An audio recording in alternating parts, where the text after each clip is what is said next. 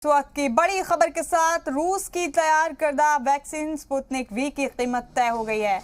995.40 रुपए में मिलेगी वैक्सीन की एक डोज। भारत में डॉक्टर रेड्डीज लैब ने कीमतों का ऐलान किया है। 1 मई को हिंदुस्तान आई थी स्पुतनिक वी। इसकी पहली खेप आई थी 1 मई को और हैदराबाद में आज वैक्सीन की पहली डोज लगाई गई है। रूस की तैयार करदा वैक्सीन स्पुतनिक वी की हम बात कर रहे हैं। यहाँ भारत में डॉक्टर रेड्डीज लैब ने इसकी कीमतों का ऐलान किया है।